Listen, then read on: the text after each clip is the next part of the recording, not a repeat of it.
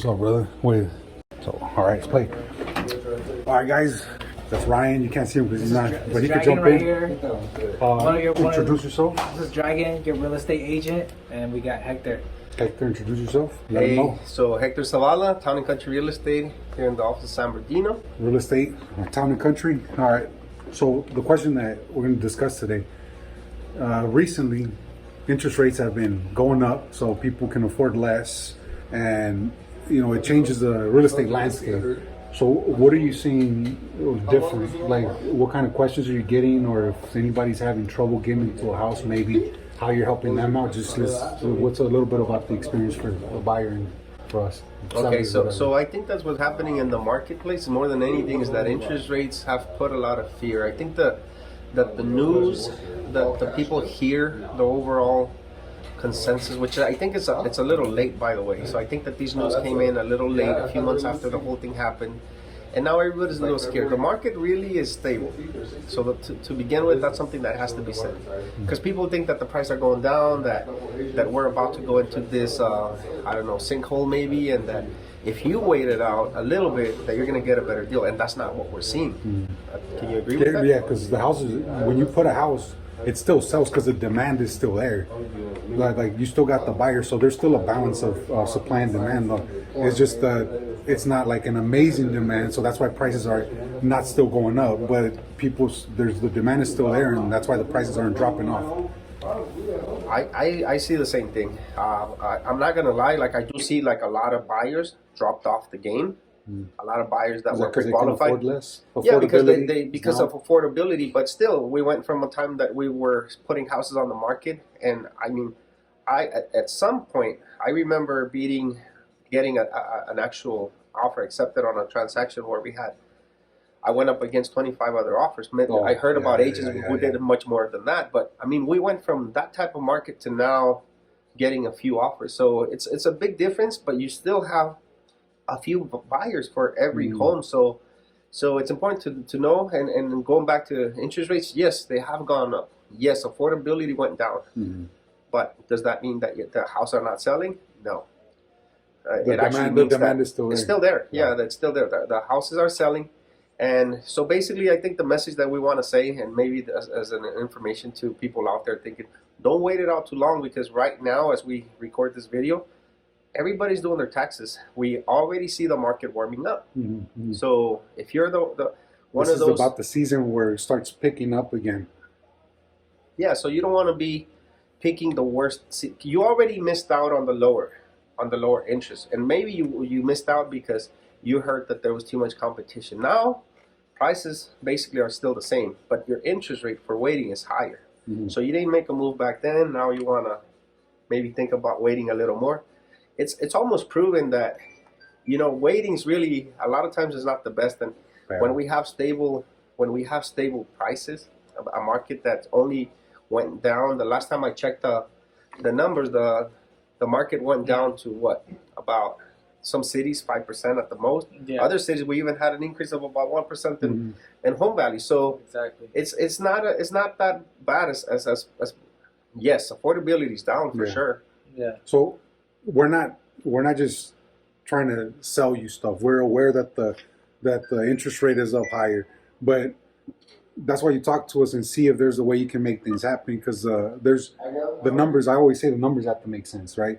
So say you can afford a certain number, but the house is selling for a certain price. About a year ago, when you put a house up for sale, without even looking at the house, you'd have 50 offers in your email. So right now, that's not happening anymore because a lot of people are scared of what's going on. So there's less competition. So you might be able to offer even a little bit less, or we'll go over the numbers with you. And we're not just trying to sell you and be like, oh, it's still. You don't have to be ready to buy anything. We're just here to answer questions and make it easy. Pass out the knowledge, and we want you guys to know what we do, and we're good at what we do. All of us. Yeah. He's been doing this for a long time. Has a ton of deals under his belt. He's new, but he's learning a lot, and I know him. He's my friend. I know he likes to learn, and he's ethical. I got experience, and when you ask us a question, even if we don't know the answer, we got a bunch of people that we ask. We know people that have been doing this for 20, 30 years. So you ask us a question, we know the answer. We want you to know you don't have to be ready to buy. You don't have to be ready to sell, but just ask us a question. What else have you? What else have you seen? What's a question that maybe a seller or buyer asked you recently? No? You know what? The most common questions always end up being, how much money do I need to buy a house?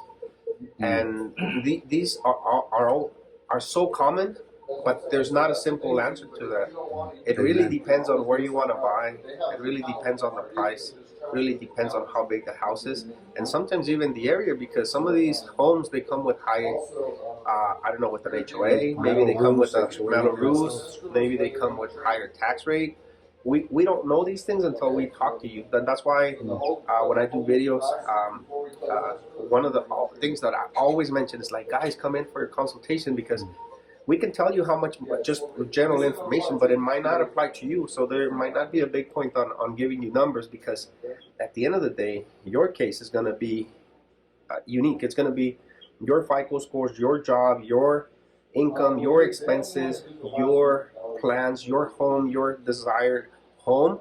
It's always going to be different than maybe your neighbors or whoever, even people in your family that in the past bought a house. So get your information, and that's the whole idea of making these videos for you guys. Like, it's if you get the right info, if you get your choices, then you guys kind of know how to make the best decision for you guys. And don't let, I think that going back to interest rates, yes, markets changed definitely, but don't make a decision based on whatever you hear on the news, or maybe somebody that bought years ago.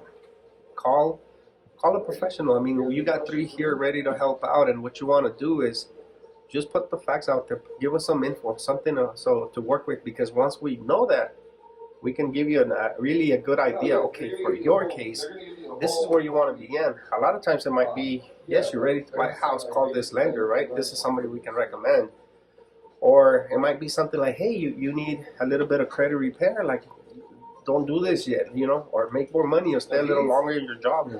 But if you don't ever reach out, you don't know how to do these things. You don't know where to begin.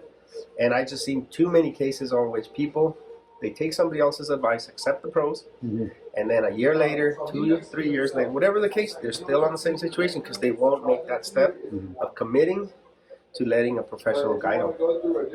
I want to talk about a little.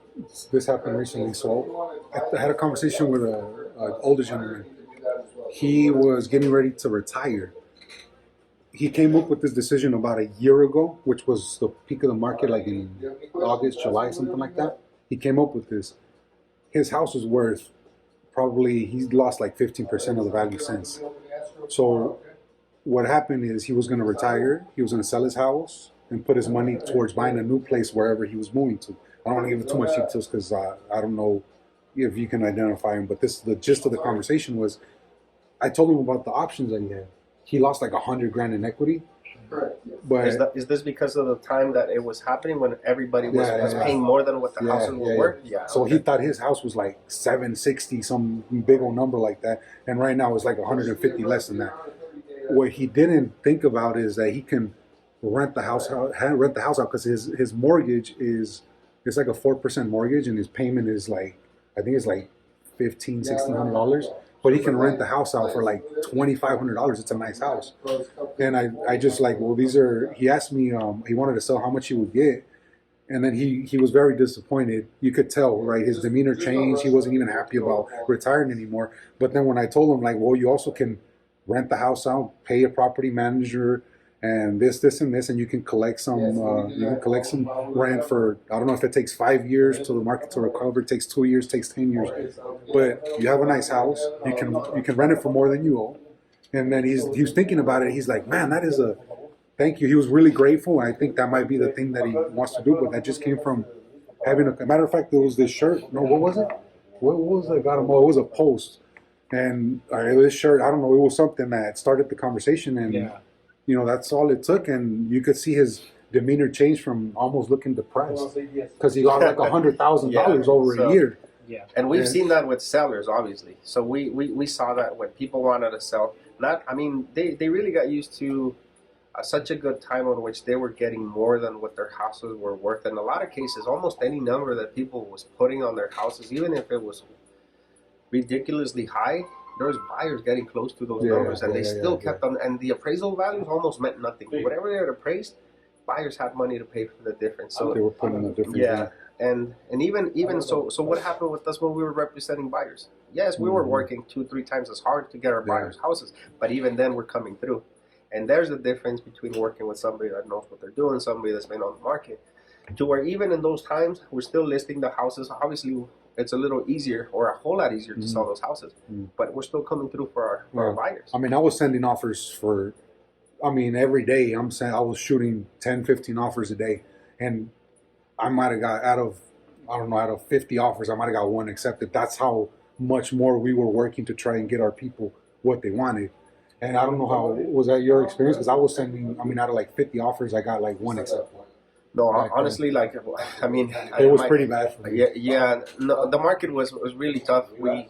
I had to change my strategy a little bit to be able to more communication with the listing agent, better offers, better periods, better contingencies, periods, better terms on the deposits, and a lot of little tweaks here and there, and also so. But yes, definitely. So in a time when we were, I mean, I can't put a number to it because every client's a little different. But going from a time that it took probably a few weeks worth of work to be able to get a client into a house or get an offer accepted, going to a few months, it was 2 to 3 times. In my opinion, I had to show as 3 times as many houses. I had to have so many more appointments. Not only that, we had a time when we had to work with the PED forms. For the COVID, all this extra paperwork just so that we can get in there. Everybody wants to wear the gloves. Everybody wants you to wear booties. And guys, we're still making it through. So yeah, do not hold off on your plans without having the right info. Is what we're saying to you. And that's what our job is. We have your best interest in mind. When you sign up with us to represent you, like if you go to Hector, and Hector's going to tell you, he's going to walk through the house with you, and we know, like if we see una mancha or something, right? Like you can see like a mold thing that might look like mold, might not be. We'll be like, oh, this is interesting. You might want to get a mold inspection, or you see like a outdated heater or something that might be an issue, or an outlet that's open. It might not qualify for like an FHA loan. Most people aren't going to know that kind of stuff. And just having an outlet that's not installed right, FHA won't even give you a loan just because of that little thing. And we might see that. We try to see stuff ahead of time. We have your best interest in mind, because if we don't take care of you, then you're not going to tell anybody else, hey, this is my boy. This is my real estate guy. He hooked me up. Go talk to him. That's what we do. We're not here to, just make money for ourselves. We're here really to have your best interest in mind. Like, what makes me really proud? I went to somebody that I sold the house to, and there's a picture of them when the day that they moved into the house. They're all standing in front of the house, and I'm in the picture, bro. So there's a picture of me in the living room, bro. This happened like 6 years ago. I like that. We made it, yeah. That should be the highlight right bro, there. I love it, bro. I've had that happen a lot of times, and I'm sure that anybody that does a good job in this business, because of this job, I have so many new friends, and it's always almost every other person that once we get them a house, call them in a few months, whatever, see how they're doing or whatever. Sometimes it's just a question about the money that they made on the sale of their house, their 1099s, because right now it's tax season, right? Yeah. So after that, we try to stay in communication. Like, it feels good, like just the way that, because at the beginning when people don't know you, it's just more of a call. Like, hey, they don't know you, they don't know what type of job you do. They don't really have a reference point. After you get them a house, after you sold their house and they got good money, now they know us, now they know who they're dealing with. And obviously the tone of voice, the attention that they give you, it feels really good to have those connections. Yeah. And that happens because we try to do the best job we can for you guys. It's usually, it is, you got to think about it too. It's one of the biggest decisions that pretty much people make in their life, right? Mm-hmm. Buying a house, having a baby, like, I compare them. It's like if you buy a house, it's a life-changing thing, and we get to be part of that. Yeah. So it's very fulfilling to us to answer questions, even if, like I said, once again, even if you're not ready to buy, if you have just any random question, just save our number. Like my real estate guy Tuesday, Hector, Fat, Dragon. How what do Dragon. give let's close it out. Let's where can they find you? Well, I worked the Inland Empire to begin with. I do a lot of sales in the high desert too, San Jacinto. My office is with you guys. For those that don't know, it's in San Bernardino. Recently, we had an office in Fontana, which was where it was my hub for a few years. I'm back in San Bernardino. I started my business, my career in San Bernardino. So, town and country real estate, north end of San Bernardino. We work all these areas. So, any questions, obviously, reach out to us. Yeah. Do you want to give them a phone number, or website, or something that they can? Yeah, so for me, you guys can call me at 909-890-6824. You guys can just Google Hector Zavala Realtor. Hector Zavala. I'm all over the internet, thank God. So it's a lot of years of work to be able to get to that point. But I'm really easy. Just Google my name, Hector Zavala, Z and V as in Victor. And I'm super reachable. I'll always answer my phone too. Yeah, so Dragon again, you know, I'm blessed and lucky to work with two of the best professional real estate agents here. So I definitely, I'm so confident I'm gonna get my next sale, or I'm looking for someone that's gonna be able to buy a home next. So I you know, once you have a sense of direction, you know, you can just follow that path.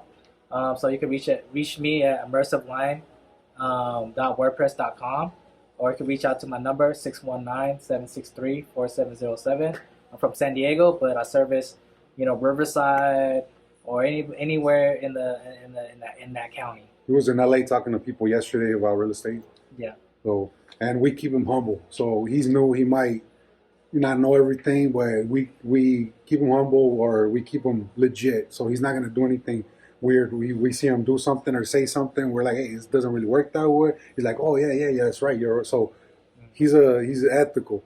And I'm Tuesday. My name is Israel Salazar, but I go by your real estate guy. Sold by Tuesday, Tuesday.com, TOOSDAE.com for all real estate. Yeah. You guys good? Oh yeah. All right. Good. See you guys on the next one.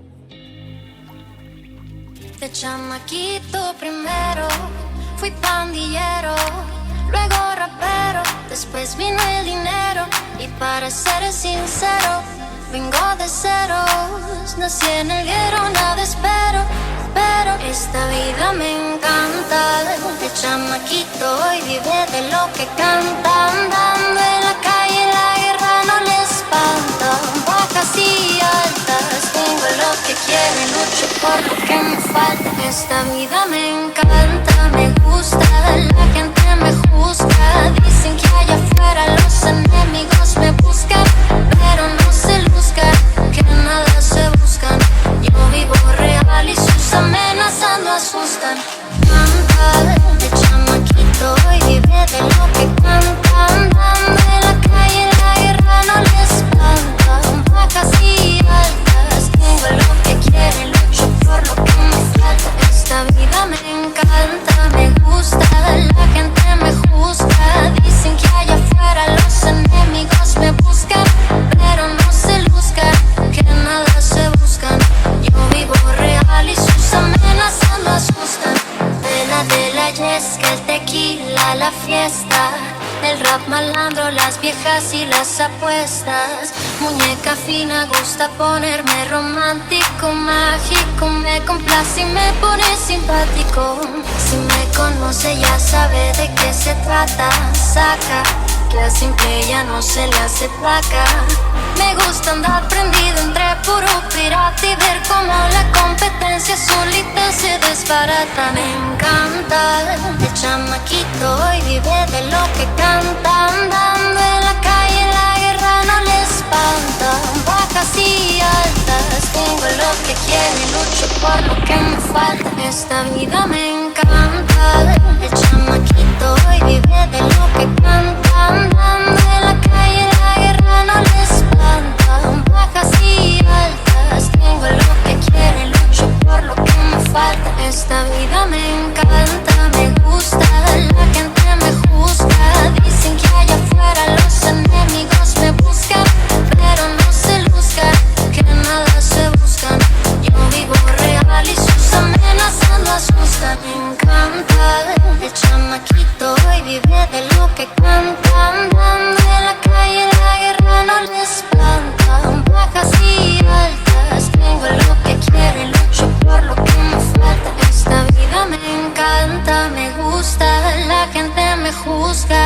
dicen que allá afuera los enemigos me buscan, pero no se luzcan, que nada se buscan. Yo vivo real y sus amenazas no asustan.